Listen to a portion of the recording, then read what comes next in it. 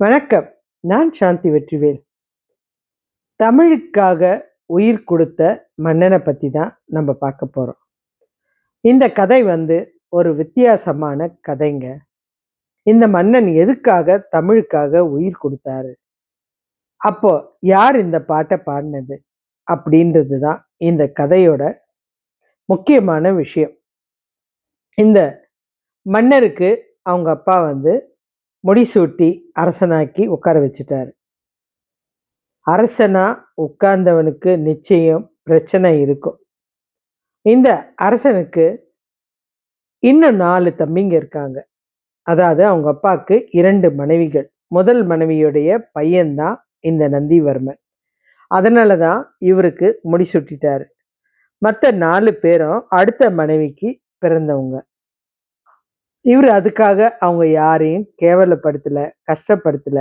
ஆனா அந்த 4 பேருக்கும் சதா யோசனை, அரசருடைய இடத்துல நம்ம உட்கார்ந்து ஆட்சி செய்யணும் அப்படின்னு சொல்லிட்டு அந்த 4 பேரும் எப்படி அண்ணனை அழிச்சிட்டு அந்த இடத்துல நம்ம பதவிக்கு உட்கார்றது, பதவி ஆசை யாரையும் விடல, இவங்களையும் விடல.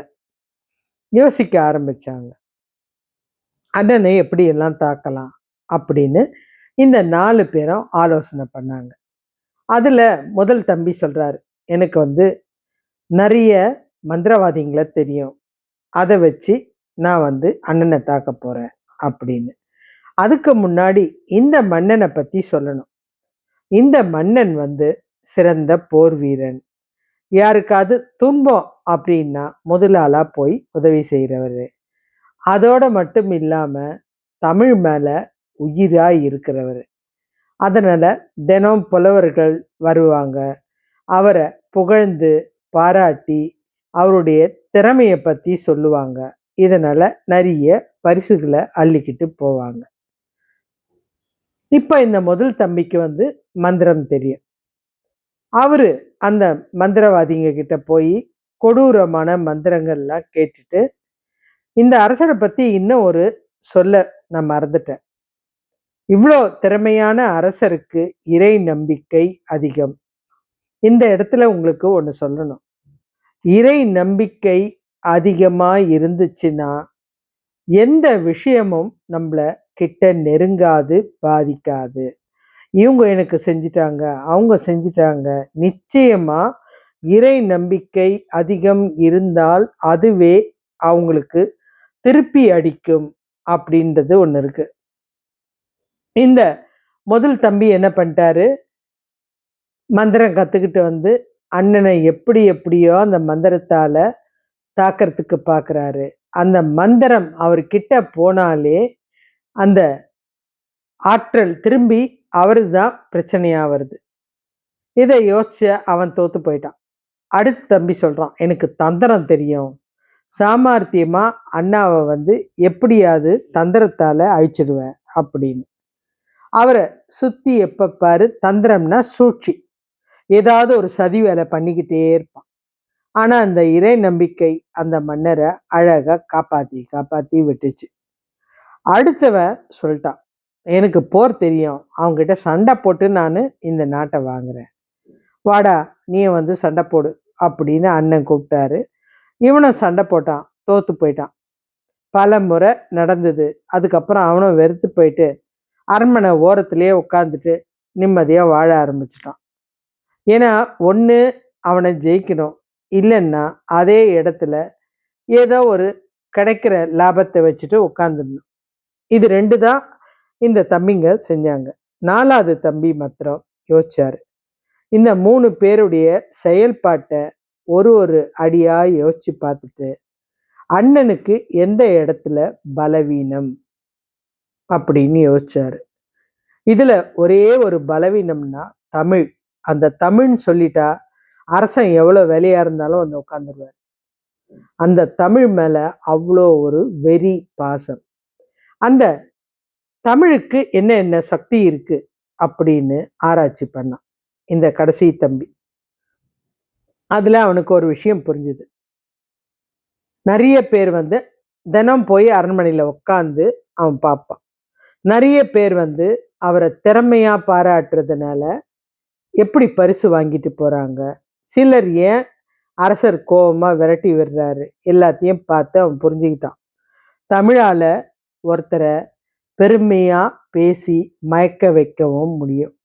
அதே தமிழால அவருக்கு அவமானமான வார்த்தைகளை பேசி அழிக்கவும் முடியும்.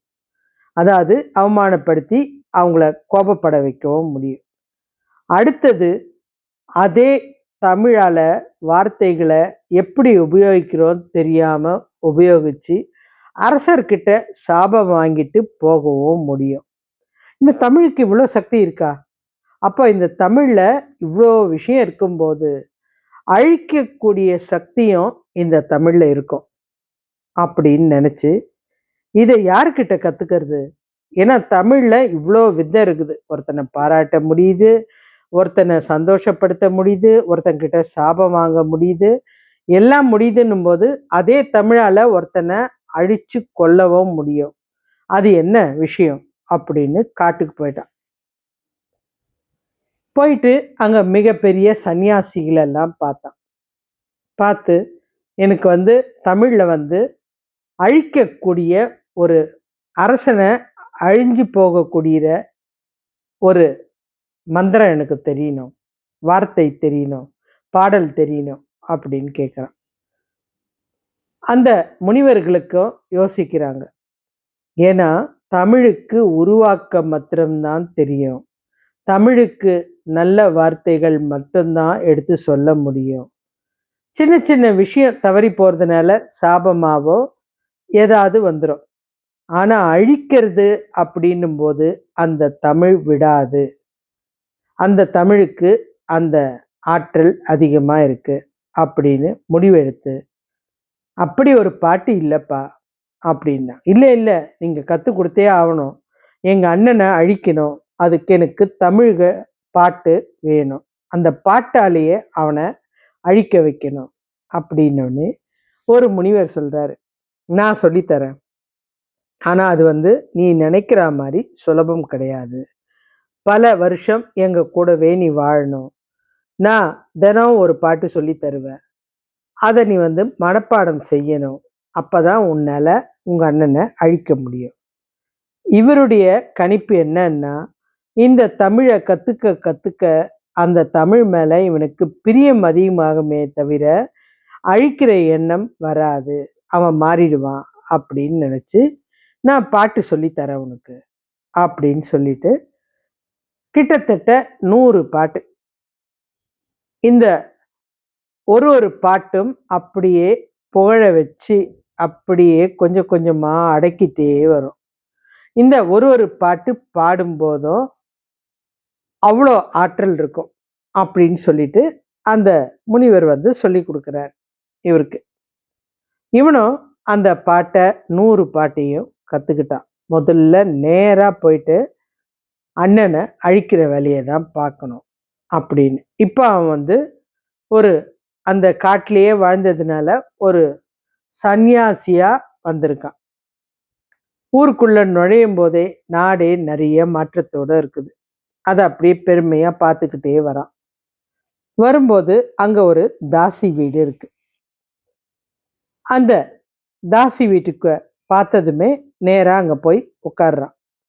உட்கார்ந்தவனே அந்த பெண் சொல்றாங்க, இவங்க தாசி அப்படின்னு சொன்னா என்னன்னா, இவங்க கடவுளுக்காக தொண்டு செய்யக்கூடியவங்க. இவங்க தங்களை கோவிலுக்காக தானமா கொடுத்துட்டவங்க. அந்த கோவில்ல நடக்கிற நடனங்கள், அந்த கோவில்ல நடக்கிற பூஜைகள், அந்த கோவிலை சுத்தம் பண்றது, இதெல்லாம் அந்த கோவிலுக்காக செய்வாங்க. இதை சிலர் தவறா பயன்படுத்த நினைச்சா அதுக்கு அவங்க உடன்பட மாட்டாங்க. இவங்கள தான் தாசிகள் சொல்லுவாங்க. அந்த நாட்டுல அவங்க கோவிலுக்காக இருக்கிறவங்க. அவங்க அந்த கோவிலுக்கு ஏதாவது ஒரு நல்லதுன்னா தங்களுடைய உயிரை கூட பயன்படுத்த தயங்க மாட்டாங்க. அப்படிப்பட்ட அந்த தாசி வீட்டு முன்னாடி தான் இவர் உட்கார்றாரு. அந்த அம்மா வந்தாங்க. ஐயா, உங்களை பார்த்தா யாரோ சன்னியாசி மாதிரி தெரியுது, உள்ள வாங்க, சாப்பிடுங்க அப்படின்றாங்க. அம்மா, நீ சாப்பாடு போட்டு நான் இலவசமா சாப்பிடுற அளவுல இல்ல அப்படின்றாரு. சரி, நீங்க ஏன் இலவசமா சாப்பிடுறீங்க? நீங்க ஏதாவது பாடல் கத்துக்கிட்டு இருந்தீங்கன்னா, எனக்கு அத சொல்லிக் குடுங்க அப்படின்னு சொல்லி கேட்குறாங்க. இவருக்கு அந்த 100 பாட்டு தான் மனசுல ஓடிக்கிட்டே இருக்குது. சரி, நானு சாப்பிடுறதுக்காக உனக்கு ஒரு பாட்டு பாடுறேன் அப்படின்னு சொல்லிட்டு ஒரு பாட்ட மாத்திரம் பாடுறாரு. அந்த பாட்ட பாடி முடிச்சதுமே அவருடைய கண்ணு அப்படியே கலங்க ஆரம்பிச்சிருச்சு. இது நம்ப அண்ணன அழிக்கிறதுக்காக, கூட பிறந்த அண்ணன அழிக்கிறதுக்காக பாடின பாட்டு அப்படின்னு நெனச்சு அவருடைய கண்கள் கலங்குது. அந்த அம்மா சொல்றாங்க, "ஐயா, வாசல்ல திண்ணை இருக்கு. நீங்க ஓய்வு எடுத்துட்டு காலையில போகலாம்." அப்படின்னு. அந்த பொண்ணுக்கு அந்த பாட்டு புடிச்சிருச்சு. அந்த பாட்ட பாடும்போது இவருக்கு மன உறுத்தலா இருக்கு. இந்த பாட்டு அவனுக்கு தமிழ் பிடிக்கும். அதுக்காக அந்த தமிழ வச்சே ஏமாத்துறது எவ்வளோ பாவமான செயல் அப்படின்னு நெனச்சு மனசு வேதனையில, இனி இந்த ஊருக்கு வர வேணாம். நாடு நல்லா தானே இருக்குது. அவன் ஒண்ணும் தப்பு பண்ணலையே! நல்லா தானே ஆட்சி பண்றான். பண்ணட்டும். நம்ப அந்த காட்டுல போய் திரும்பவும் விட்ட அந்த தியானத்த தொடங்கலாம் அப்படின்னு போயிட்டாரு. காலையில இந்த பொண்ணு எந்திரிச்சுது. மாடியில நின்னுட்டு குளிச்சுட்டு, பாட்டு பாடிக்கிட்டே சூரியன பார்த்துட்டு இருக்கு. அந்த பக்கமா அரச காவலாளிகள் வராங்க. அந்த பாட்டுல நந்திவர்மன் அப்படின்ற ஒரு பேரு வருது. அந்த காவலாளிகள் அந்த பாட்ட நம்ப அரசன பார்த்து பாடுறா மாரி இருக்கே. இந்த பொண்ணு எதுக்காக அரசன பார்த்து பாடுறா? அப்படின்ட்டு நேரா அரசன்கிட்ட போய் சொல்ட்டாங்க. இந்த மாரி அரசே, நாங்க வரும்போது ஒரு தாசி பெண் வீட்ட கடந்து வந்தோம். அந்த பெண் மாடியில இருந்து பாடுனா, அதுல உங்க பேர் வருது. இதுக்கு ஏதாவது அர்த்தம் இருக்குமா? அப்படி. அந்த பெண் பாடின பாட்டு அவ்ளோ அழகா இருந்தது. நீங்க அவ்ளோ உயர்ந்தவர் அப்படின்ற மாரி அர்த்தம் எங்களுக்கு பட்டுது. அப்படின்னோனே, அந்த பெண்ண கூட்டிட்டு வாங்க அப்படின்றாரு. அந்த பெண்ணையும் கூட்டிட்டு வராங்க. அந்த பொண்ணுகிட்ட சொல்றாங்க, "நீ ஏதோ ஒரு பாட்டு பாடுனியாம்மா? அந்த பாடல் அதாவது கம்பன் வீட்டு கைத்தறியும் கவி பாடும்னு சொல்லுவாங்க. இந்த அரசன் கூட உட்கார்ந்து இந்த வீரர்கள்லாம் அந்த பாடல்கள கேட்டதுனால தான் இவங்களுக்கு அந்த அறிவாற்றல்." அரசன் கிட்ட போய் சொன்ன உடனே அரசர் அந்த பொண்ண கூப்பிட்டு, "ஏம்மா, அது என்ன பாட்டு? கொஞ்சம் பாடி காமி." அந்த பெண்ணும் அந்த பாட்டு ஏன் எதுக்குன்னு தெரியாம அந்த கொஞ்சம் பாட்ட பாடுறா. "ரொம்ப அழகா இருக்குதே! மீதி பாட்டு?" அப்படின்றாரு. "தெரியாதுங்க. எனக்கு நேத்து ஒரு சன்னியாசி எங்க வீட்டுக்கு வந்தாரு. அவரு சாப்பிட சொன்னேன். நான் சும்மா சாப்பிட மாட்டேன். உனக்கு ஏதாவது குடுக்கணும். என்கிட்ட இல்ல. நான் ஒரு கவிஞன். ஒரு பாட்ட வேணா பாடுறேன்" அப்படின்னாரு. "அதுல உங்க பேரு வந்ததுனால எனக்கு அந்த பாட்டு புடிச்சுது." அப்படின்னு சொன்ன உடனே, "அந்த சன்னியாசி எங்கன்னு முதல்ல தேடி அழைச்சிட்டு வாங்க." அப்படின்னு சொன்னதுமே, இந்த காவலாளிங்க போயிட்டு காடெல்லாம் தேடி அவருடைய தம்பிய கூட்டிட்டு வந்துட்டாங்க. இவருக்கு பார்த்ததுமே அவருடைய தம்பின்னு தெரிஞ்சிருச்சு. "உன்கிட்ட இத்தன புலமை இருக்குதா? இத்தனை ஒரு சக்தி வாய்ந்தவனா? எனக்கு தெரியாதே. தம்பி, நீ அந்த பாட்ட பாடுப்பா. நான் கேட்கிறேன்." அப்படின்றாரு அரசர். உடனே அவனுக்கு ஒரு பயம். "அரசே, வேணாம். நான் இப்ப அந்த பாட்ட பாடக்கூடாதுன்னு நெனைக்கிறேன். நீங்க நல்ல அரசர். அதனால வேணாம்." அப்படின்றான். "இல்ல, நீ பாடு, நான் கேட்கணும்." அப்படின்றாரு. "இல்ல அரசே, நான் சொல்றத கேளுங்க. நான் ஒரு தப்பு பண்ணிட்டேன். நீங்க ஆட்சி பண்றது பிடிக்கலன்னும்போது ஒவ்வொரு தம்பி ஒவ்வொரு முடிவு எடுத்தாங்க. உங்களுக்கு தமிழ் பிடிக்கும். அதனால அந்த தமிழாலேயே உங்கள அழிக்கணும்னு நெனச்சேன். அதனால தான் அந்த தமிழ கத்துக்கிட்டு வந்துட்டேன். அதனால அத கத்துக்கிட்டு வந்த அப்புறம் தான் எனக்கு ஞானம் பொறந்தது. அப்படி நீங்க விரும்புற அந்த தமிழ வச்சே உங்கள அழிக்க என் மனசு வரல. அதனால தான் காட்டுக்கு போனேன். நீங்க திரும்பவும் என்ன கூட்டிட்டு வந்துட்டீங்க. நான் அந்த பாட்ட பாட மாட்டேன்."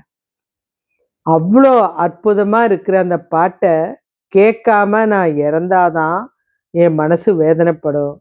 நான் அழிஞ்சா கூட பரவாயில்லப்பா. எனக்காக நீ சிரத்தையோட போய் கத்துக்கிட்டு வந்தியே, அந்த பாட்டை நான் கேட்கணும். நீ எனக்கு பாடு. இவ்வளோ அற்புதமான பாட்டை நான் கேட்டதில்ல. அந்த ஒரு பாட்டே எனக்கு மெய் சிலிர்த்து போயிடுச்சு. இன்னும் 99 பாட்டு இருக்குன்ற. நீ பாடு அப்படின்னு. இவனுக்கா பயம். தன்னுடைய அண்ணன் வந்து அந்த கடைசி பாட்டுல அழிஞ்சிருவானே அப்படின்ட்டு. இருந்தாலும் அரசர், நான் அழிஞ்சாலும் பரவாயில்ல. நான் மனப்பூர்வமா சொல்றேன். ஏன்னா தமிழ்ல எல்லாமே எனக்கு தெரியணும். அப்ப அழிக்கக்கூடிய அந்த பாட்டும் நான் தெரிஞ்சுக்கணும் அப்படின்னு சொல்லி அவனை பாட சொல்றாரு. அரசே, இந்த பாட்டை கேட்டா நீங்க அழிஞ்சிருவீங்க, வேண்டாம். இல்லப்பா, அரசால போறது என் தம்பி தானே. நீ பாடி ஜெயிச்சின்னா இந்த நாடே உனக்குதான். நீ அரசாட்சி பண்ணிக்கோ. ஆனா இந்த தமிழுக்காக உயிர் கொடுக்கறதுக்கு நான் துணிஞ்சிட்டேன். நீ பாடு அப்படின்றாரு. இன்னும் அந்த அரசர் மேல அந்த தம்பிக்கு மதிப்பு அதிகமாச்சு. அந்த அரசர், பாடு, நான் எதுக்காகவும் பயப்பட மாட்டேன் அப்படின்னு அந்த தமிழ் தாகம் தீரல. முதல் பாட்டை பாடுறா, 2வது பாட்டை பாடுறா. ஒவ்வொரு பாட்டுக்கும் அரசருக்கு பக்கத்துல ஒரு வாழை மரம் வைக்கிறாங்க. அந்த வாழை மரம் எரிஞ்சிடுது. அதனால அரசருடைய உயிர் தப்பிக்குது. கடைசி பாடல் பாடும்போது அது அந்த வாழை மரத்தையும் எரிச்சிட்டு அரசனையும் அப்படியே எரிச்சிடுது. அந்த பாட்டு ஒன்று ஒன்றுக்கும் அவன் கண்ணீர் விட்டு கதறி அழுதுதான் பாடுறான். வேண்டாம் அரசே அப்படின்னு சொல்லி தான் பாடுறான். இந்த தமிழுக்காக உயிர் கொடுக்கறதுல நான் ரொம்ப சந்தோஷப்படுறேன் அப்படின்னு விருப்பத்தோட அந்த தமிழுக்காக அந்த மன்னர் தன்னுடைய உயிரை தியாகம் பண்றார். அரசர் இறந்ததும் அந்த நாடு தானாவே இவனுக்கு கிடைச்சிது.